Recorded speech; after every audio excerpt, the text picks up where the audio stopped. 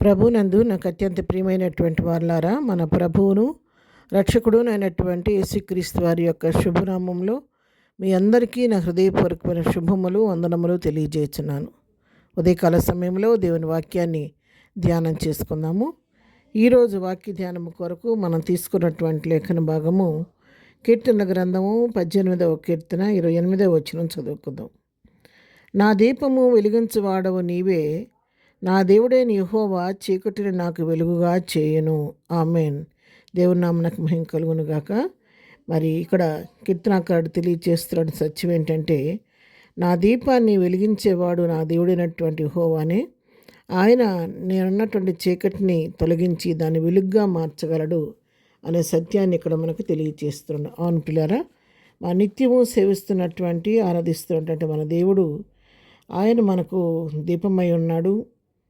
ఆయనే స్వయంగా వెలుగై ఉన్నాడు కాబట్టి, ఆయన వెలుగుమయుడు కాబట్టి మనల్ని వెలిగించే దేవుడై ఉన్నాడు. మన యొక్క చీకటి బ్రతుకులను ఆయన వెలిగించుటకు శక్తి కలిగిన దేవుడుగా ఉన్నాడు.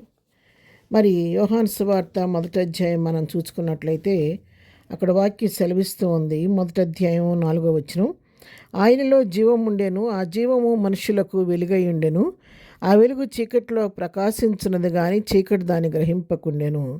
చూసారా, ఆయనలో జీవం ఉండెను. ఆ జీవం ఏమవుతుందంటే మనుషులుగైన మనకు అది వెలుగుగా ఉంది, కానీ ఆ వెలుగు చీకటిలో ప్రకాశిస్తుంది కానీ చీకటి దాన్ని గ్రహింపలేకపోతుంది.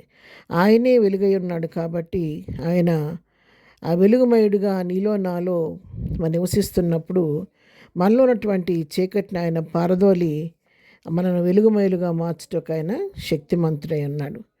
అంతేకాదు, ఆయన వెలుగవటమే కాదు, ఆయన వాక్యము కూడా మనకు వెలుగై ఉన్నది.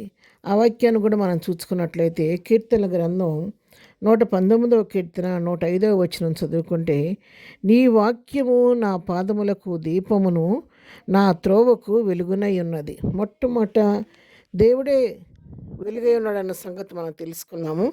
రెండోదిగా చూసినట్లయితే ఆయన వాక్యము మనకు వెలుగుగా ఉంది. నీ వాక్యము నా పాదములకు దీపంగా ఉందని భక్తుడు తెలియజేస్తున్నాడు. ఆయన వాక్యం మనం నడిచే త్రోవకు అది వెలుగుగా ఉందని చెప్పని కీర్తనకారుడు తెలియజేస్తున్నాడు. ఆయనే స్వయంగా వెలుగై ఉన్నాడు. ఆయన మన వాక్యం మనకు వెలుగుగా ఉంది. ఆయన ముందు వెనక కుడి ముందు వెనక తోడుగా ఉండి వెలుగుమయుడుగా ఉండి మనకు త్రోవ చూపిస్తూ మన జీవితాలను వెలుగులో నడిపించే దేవుడై ఉన్నాడు. అంతేకాదు, మరి పాపంలో నివసిస్తున్నట్టు మనము పాపాంధకారములో చీకట్లో మనం నివసిస్తున్న మనలను వెదకి రక్షించుకొని ఆయన మన వెలుగులోకి ప్రవేశింపచేసిన దేవుడు. అదే వాక్యాన్ని ఇక్కడ పేతురు భక్తుడు తెలియచేస్తూ ఉన్నాడు. పేతురు రాసిన మొదటి పత్రిక 2వ అధ్యాయము 9వ వచనం మనం చూసినట్లయితే, అయితే మీరు చీకట్లో నుండి ఆశ్చర్యకరమైన తన వెలుగులోనికి మిమ్మును పిలిచిన వాని గుణాతిశయములను ప్రచురం చేయు నిమిత్తము ఏర్పరచబడిన వంశమును, రాజులైన యాజక సమూహమును, పరిశుద్ధ జనమును, దేవుని సొత్తైన ప్రజలునై ఉన్నారు. ఆమేన్. దేవుని నామమునకు మహిమ కలుగును గాక. ఇక్కడ మీరు చీకట్లో నుండి ఆశ్చర్యకరమైన తన వెలుగులోనికి మిమ్మును పిలిచిన వాని గుణాతిశయములను అని రాయబడి ఉంది.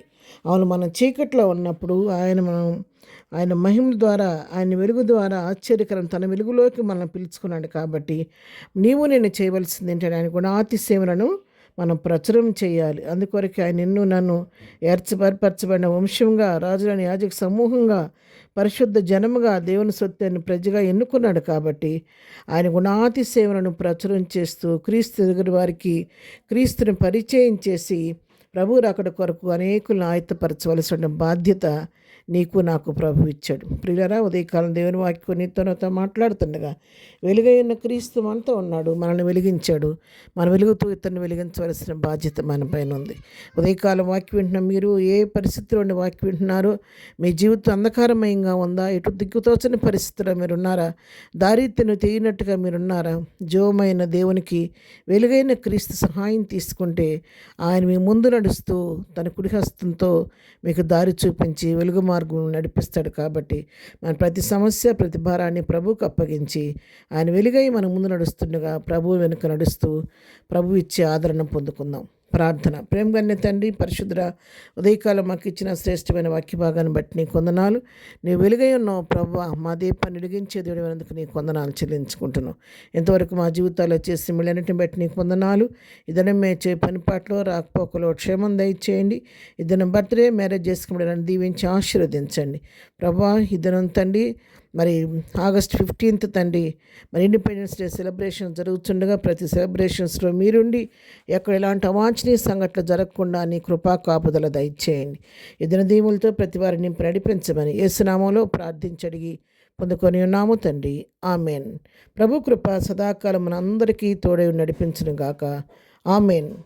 అందరికీ ఇండిపెండెన్స్ డే శుభాకాంక్షలండి. Happy independence day.